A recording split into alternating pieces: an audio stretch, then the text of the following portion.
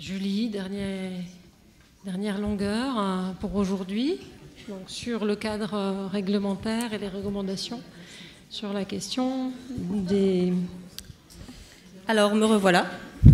La bonne nouvelle, c'est que pour vous, c'est que c'est la dernière fois aujourd'hui. Des addictions. Je vous embête avec ce cadre juridique contraignant.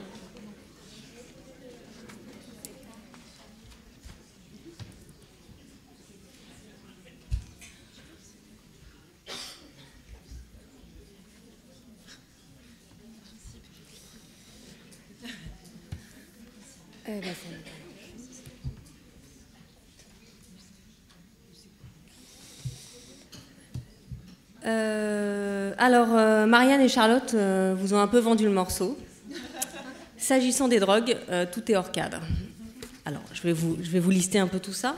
Donc, la consommation de stupéfiants est prohibée par l'article L3421 du Code de la santé publique. La détention de stupéfiants ainsi que leur transport, offre ou cession par l'article 222-37 du Code pénal. La production de stupéfiants par l'article 222-35 du Code pénal.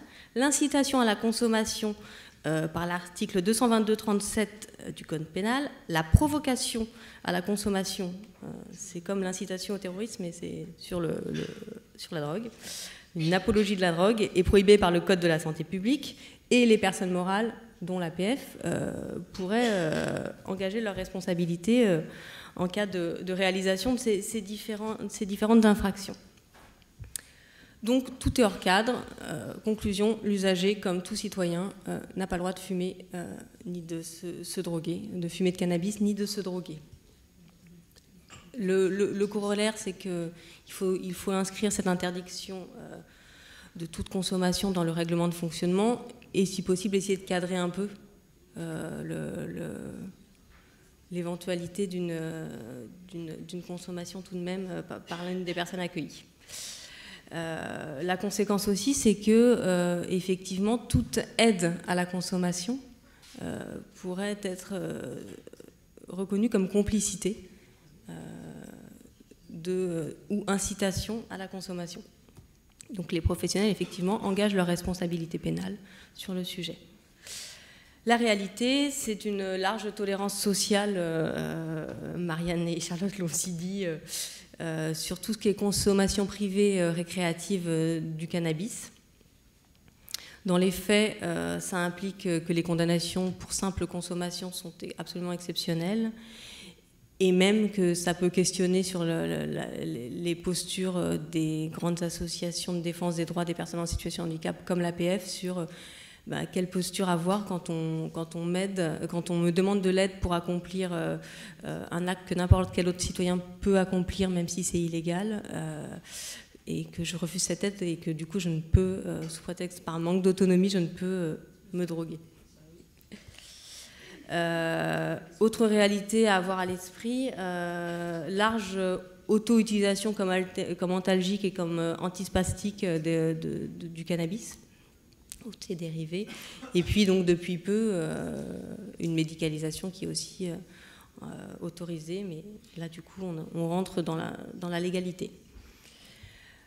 Donc la règle pour le cannabis, c'est la règle opposée à celle du refus de soins, c'est que tout est interdit, que a priori ça devrait être simple. Le fait est que concrètement, on l'a bien vu dans les faits, interdire toute consommation est illusoire même. Donc je pense que la posture à avoir, c'est rappeler aux professionnels la loi, ce que eux risqueraient et ce que l'usager risquerait, rappeler à l'usager et l'informer du risque et médical et pénal de consommer de la drogue, éduquer, accompagner, soigner, et je pense beaucoup s'appuyer sur des ressources externes, centres d'addictologie notamment. Le pendant de cette interdiction, peut-on dénoncer un usager qui détient ou consomme notamment du cannabis? Alors, c'est interdit et réprimé par le Code pénal en raison du secret professionnel. Seuls les crimes doivent être révélés et donc seule la production de drogue pourrait potentiellement être doit pouvoir être révélé. Alors là, je parle d'une dénonciation au pouvoir public. Hein. Je ne vous parle même pas d'une dénonciation à la famille pour un majeur, évidemment, ou d'une dénonciation au tuteur ou curateur qui est aussi formellement interdite. Est-ce qu'une confiscation est possible dans le seul cas où celle-ci a été prévue par le règlement de fonctionnement et si elle est justifiée par un trouble de la collectivité? Elle ne doit jamais être précédée d'une fouille. On l'a évoqué tout à l'heure, la chambre des personnes accueillies sont considérées comme leur domicile privé et donc du coup aucune fouille n'est autorisée. En cas de confiscation, la drogue doit être remise de façon anonyme aux autorités de police. Donc, en conclusion, que ce soit à domicile ou en établissement, la consommation doit surtout être accompagnée pour aller vers une fin de consommation et une certaine myopie peut-être tolérée. Au plan juridique, tu définis comment la myopie? Comment? Au plan juridique, la myopie, c'est quoi? Je voulais revenir, on a vu plus globalement à quel point, aux réactions de la salle, que le fondement juridique est souvent, qu'il soit une autorisation ou une interdiction pour les professionnels, est souvent insuffisant. Et lors du travail d'élaboration du guide, ont été pointées 9 règles d'or que je voulais reciter avec vous, parce que je pense que c'est une vraie aide à la prise de décision sur toute cette thématique de contradiction entre liberté et sécurité. Pardon. Toujours individualiser strictement les mesures prises. Donc une atteinte collective au droit doit être une exception liée à la collectivité. Donc, par exemple, si un règlement en fonctionnement prévoit des heures de fermeture ou d'ouverture, il doit toujours être possible dans les projets d'accompagnement de contredire cette interdiction générale pour tel usager si l'usager n'est pas concerné. Il faut toujours rechercher toutes les alternatives moins contraignantes.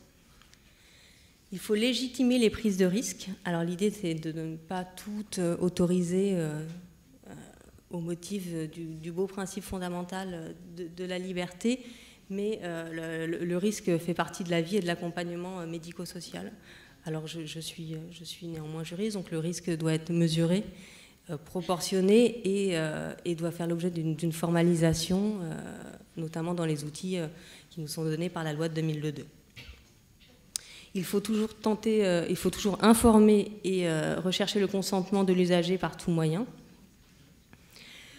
Tenter de parvenir à un compromis avec l'usager et formaliser ce compromis dans les outils de la loi du 2 janvier 2002.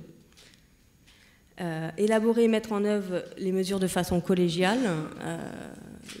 La décision est souvent médicale, mais elle ne doit pas être que médicale. Il peut y avoir plusieurs niveaux de validation, d'évaluation des situations. Il faut réévaluer les situations régulièrement avec l'intéressé. Et puis, plus sur les professionnels, former les équipes, tu l'as dit, Evelyne, en introduction, promouvoir la culture du droit et de la bientraitance, rappeler les droits fondamentaux des personnes. Et enfin, utiliser toutes les alternatives au contentieux en cas de difficulté, notamment par le recours à des autorités externes, défenseurs des droits, nos financeurs, parfois ARS ou CD peuvent être des aides à la résolution des tensions entre liberté et sécurité. Merci.